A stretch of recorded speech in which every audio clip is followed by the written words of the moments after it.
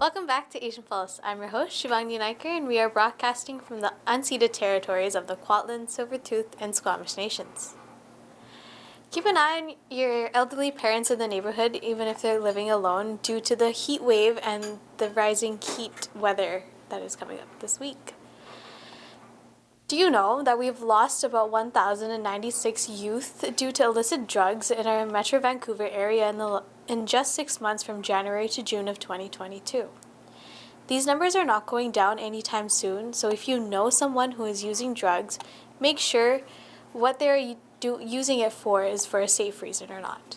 We'll be back from these words from our sponsors. I understand how important it is to have a place called home, and it's frustrating using your hard-earned money on rent.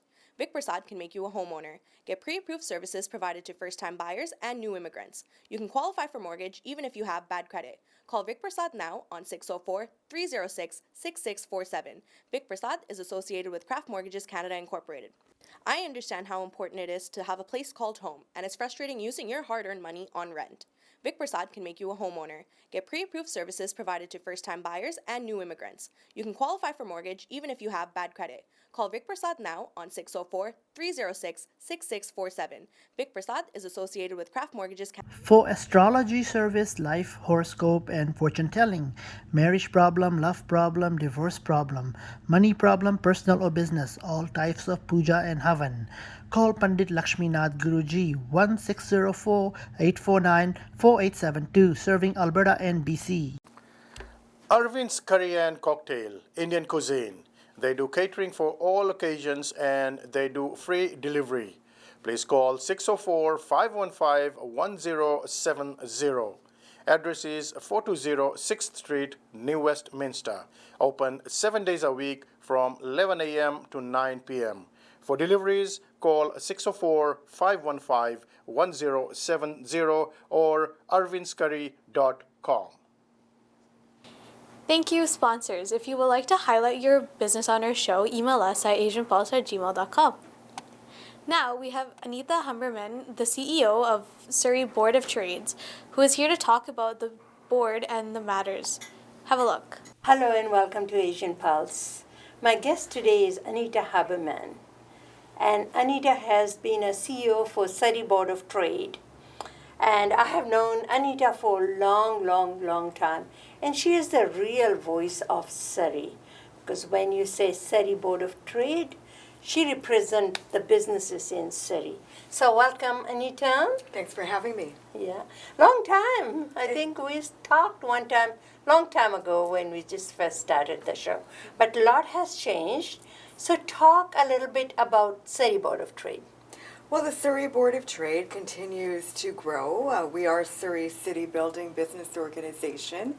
We're one of the top 10 largest chambers of commerce boards of trades in Canada. There's 430 of us, and we represent 6,000 business contacts. And so many of our members are outside of Surrey, 15%, and we also have international members as well. And despite the pandemic, our organization continues to grow. And during the pandemic, we started BC's only rapid response pandemic center to ensure that businesses had the supports that they needed, to ensure that they had the government connections that they needed. And we're not through the pandemic yet, but the whole role of the Surrey Board of Trade is to be that concierge of connections, to instigate change at the different levels of government. I'm a registered lobbyist, and to ensure that we're supporting businesses locally, nationally, and also providing those global connections through our Surrey International Trade Center. As you said, Surrey is the fastest growing municipality, not in BC, but in Canada. About 1,000 people move here every month because it's affordable. Do you think the way that the city is growing, spending, that the government, or both the three levels of government, provincial, federal, and municipal, are there resources for these people moving into Surrey? No, there is not. And in fact, the updated stats are Surrey is growing by 1,200 to 1,400 people a month. All right. And Surrey has been starved of infrastructure investments as it relates to transportation, healthcare, arts and culture, and so on. We need to have those amenities to ensure we're ready to be that city of the future. And we're going to be the largest city, as you've indicated, very soon. Our population is approaching 600,000. We're part of that Cascadia Economic Corridor with Washington State, Oregon, and California, and so on, with BC and Alberta, to ensure that we're working together to get those infrastructure assets that we need. And certainly our politicians, yesterday and today, the investments and decisions that are being made are not really preparing us to ensure that we have those assets that we need. We have great economic assets, I have to tell you though, in Surrey, but we need more. And especially transportation. When you talk about transportation, and even when Patillo Bridge is we're gonna have a new bridge, but if I say I travel on Patillo every day to come and work in Surrey, and if they are building that same bridge with 2 lanes, what is the point then? I mean, they should have at least 4 to 6 lanes. So because all the truckers are there all the time on that bridge, and that whole bridge is falling apart. So I know that you raised that voice that if you are going to build a bridge which has been long overdue, why is it still going to be the same? Well, so just to clarify for your listeners, this is a very old bridge, built 80 years ago. It cannot withstand an earthquake. It's not safe. So that's why they were replacing the bridge. But they were replacing the old bridge, which is 4 lanes, with a new bridge, which is also 4 lanes. Yeah, that's what I meant. And it has the capacity, though, to open with 6 lanes. Yes. So since the very beginning of the announcement, we have spoken to the BC government to say, you need to open that bridge with 6 lanes to ensure that those arterial pathways on both sides of the bridge in Surrey and New Westminster can accommodate the growing population that is not only in Surrey, but also in New Westminster. Right. And we're going back and forth across that bridge with limited transportation options. That's why we need 6 lanes. And you're so right, it does not make sense. No, if you're going to invest so much money into that, why not do the right thing? Because we have built the other one 80 years ago. A lot has changed within 80 years. True. And there are so many people, they live on the other side of the bridge, work in Surrey or live here and work on the other side. So talking about that and talk about the hospital, we have found out, well, there is an announcement that the new hospital is coming up in Cloverdale. And what I was so confused about is that even if the new hospital is coming and there is a stats proven that Surrey, the youth population is the largest among BC or in Canada, the younger generation, younger youth. So there are so many new families are moving here, they are having families. And when you're going to build a new hospital and you don't have a maternity ward, I mean, doesn't that make sense that you should have a maternity? If you're spending so much time, money into that, why not have that? Because what I'm trying to say, a lot of younger families are moving. Eventually, they will need to go to the hospital to have families. But if this maternity ward, the ones in Surrey, is not be able to accommodate so many things that happens, you hear all the horror stories about what happens at Surrey Memorial. No offense to the doctors and nurses, but they don't have the capacity to have all these people, they come at once to accommodate them. So if the government is spending that much money, why not do it right? So Surrey is going to have a new hospital in the Cloverdale area of our city, and the other Surrey hospital on King George Highway or King George Boulevard, we have the highest number of babies born within British Columbia right here in Surrey. And so why is it that the BC government is not building another maternity ward? Vancouver has 7, 8 hospitals. We really only have 2, maybe Yeah. 1. Peace Arch Hospital is very small as well. And this new hospital needs to be able to have that holistic wraparound service to families. It is going to be a leading edge tech center to house a state-of-the-art cancer clinic. Of course, yeah. And certainly it's going to have other health care services. But what our health and technology team is going to be engaging in this fall, early on before they begin construction, is to really figure out how and why they're making these decisions at the government level. We don't want to politicize this. Transportation, for example, is politicized. Why do we need to politicize healthcare? And all of these other wraparound services, such as mental health, to address that growing opioid crisis, is that another piece of that new hospital infrastructure that could also be put in place. So we really need to think about the future instead of just thinking about yesterday and today. Of course, of course. And let's changing the subject a little bit. Election is coming. There is a municipal election coming on 15th of October. And Surrey is such an exciting place when you talk about elections. So many people, everybody seems like the whole city is running for some kind of position. So many people are running for the mayor, city council, and all that. I just don't know where to start. What do you think? And as we all know, with this mayor, with the police, that Surrey Police Department is in place right now. We still have our CMP working hand in hand. These things haven't been thought out properly. You represent the businesses, you represent the community. We have just one taxpayer. Why are we having Surrey Police in uniform and the cars and all that and our CMP? How is it paid? Who is paying for it? And how will it get paid in future? Is there a clear-cut budget that even if you move away from the RCMP and have the new police force, do you know how much is the taxpayer going to be paying for that new force? Is there any idea? Anybody knows? Is there anybody knows anything? This is the time, election time, and I guess everybody is confused.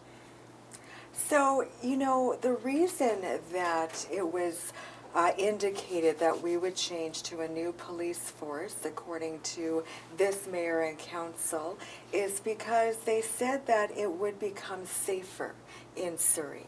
But crime is borderless, and you will always need the RCMP, which is our police of jurisdiction right now. You will always need their infrastructure. You will always need to allocate a portion of the municipal budget to have RCMP support services for investigative files. We're a border city as well.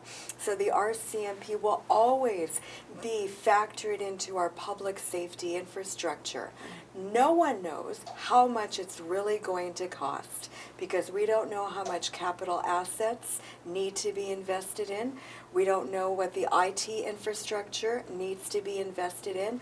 Do they have the proper training institution like the Justice Institute of BC in New Westminster?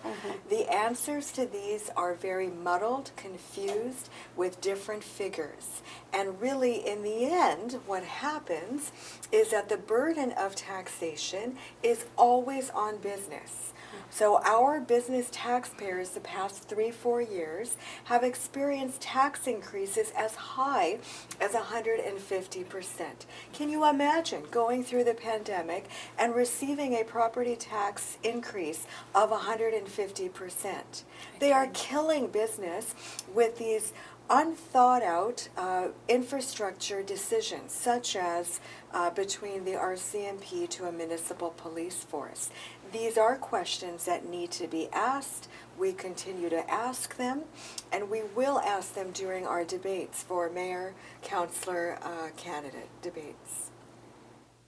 do you think you are representing the businesses in Surrey, or Surrey Board of Trade is, are you getting any straightforward answers from the City Hall? No, we are not.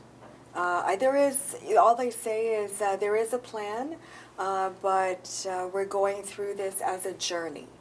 And they need to hire so many police officers without investing in the RCMP as they're going through this transition. So our population continues to grow. We have socioeconomic circumstances that continue to evolve, including the opioid crisis, other things that the police have to deal with, and there's no investment in them. And yet there's always blame on the RCMP for any of these gang violence activities. That simply is unfair. And remember that crime is borderless. Yes. So we need to work together between all of the jurisdictions to ensure that there is judicial accountability, that prolific offenders are off of the street.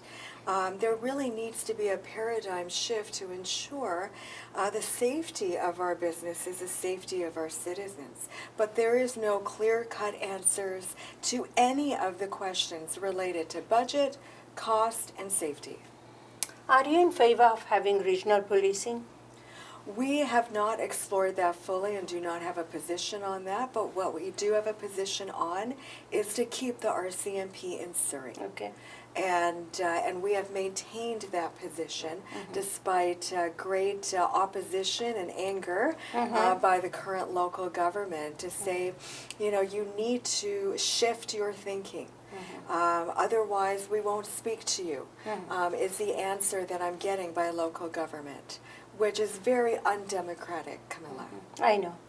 Well, the population is growing in Surrey, and based on certain population, then there are certain amount of RCMPs that the money is given to the municipal or the city hall to hire more officers, and there have not been enough officers hired considering the population. So when things go wrong, when the shooting happen every day or every weekend, the blame is looked upon the police. Police are not your parents. If you are having your children, I think it's better to talk to your children to be able to stay safe or stay from gang or, drug-free life. That's not the role of the police officer. Police officer's job is to keep everybody safe. But if you don't have enough police officers, why blame them? It really is, the role of all of us to ensure the safety of our community, including parents, including schools, including teachers, including us as corporate professionals. Yeah. And that's the only way it's going to work. But we also need judicial accountability, prolific offender legislation that needs to be revamped. We can't keep having these repeat offenders on the street, released after only a day in jail. Yep. And they are back in the community. So what are some of the projects that you are very actively working on with Surrey Board of Trade? Well, one of the key issues we're facing is labor shortage. Every single industry is facing that. So we started about 3 years ago a trifecta economic partnership between newcomer organizations. We have the most number of newcomers that arrive in British Columbia right here in Surrey, and educational institutions that provide the training, and then we place them in businesses where the need is, where the labor need is. And there's 90% employment sustainability. So whether it's in the hospitality sector, the manufacturing sector, the construction and development sector, or healthcare sector. And so these are abbreviated training programs with room to enhance that educational development as they are, getting that experience on the job.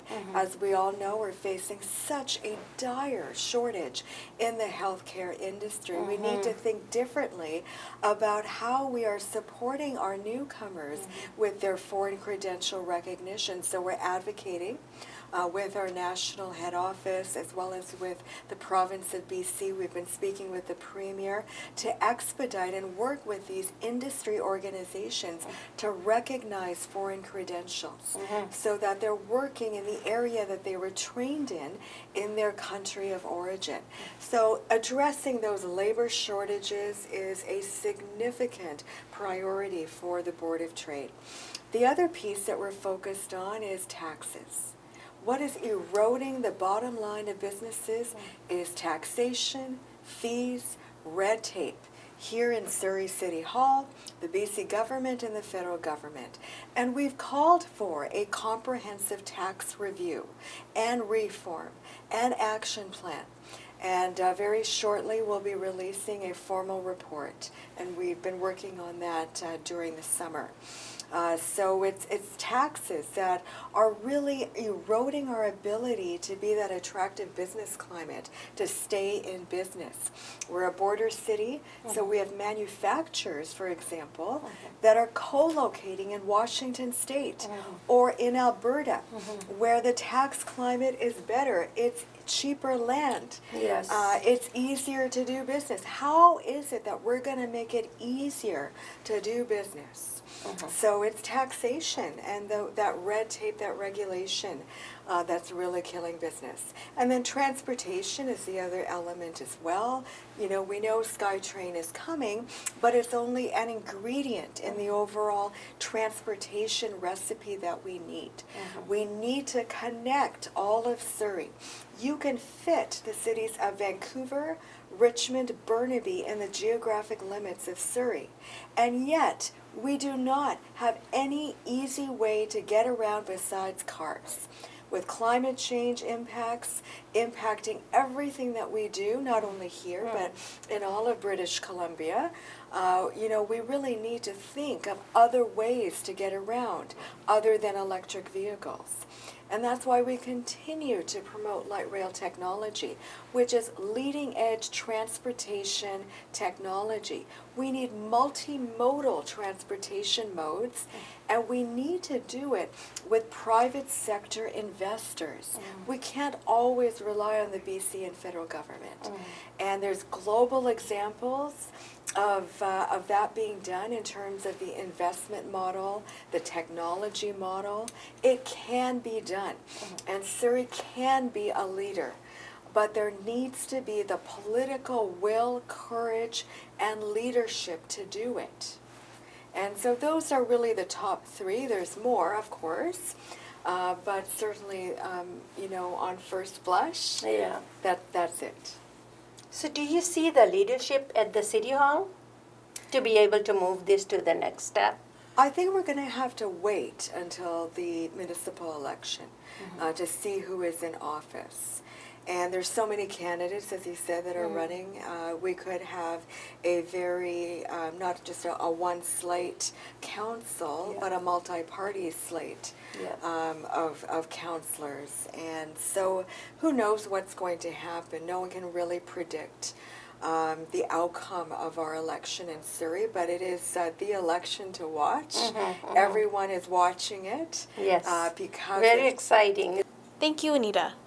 Have a pen and paper ready because we have some announcements that you might be interested in. Canada/USA CASA Ex-Student Reunion is taking place at Bollywood Banquet Hall in Surrey on October 1st at 5 p.m. For more information, call 604-537-5123. Tickets are $40 per person and all proceeds will go to the CASA College in Bafiji Islands. Pig Society is celebrating their 35th anniversary on September 16th at 6 p.m. at Reflections Banquet and Conference Center in Surrey. All proceeds will go towards the Guru Nanak Diversity Village. For more information and for tickets, call Pigs at 604-596-7722. Cloverdale District Chamber of Commerce is organizing Surrey Hospice of Annual Golf on September 14th at Northview Golf Club.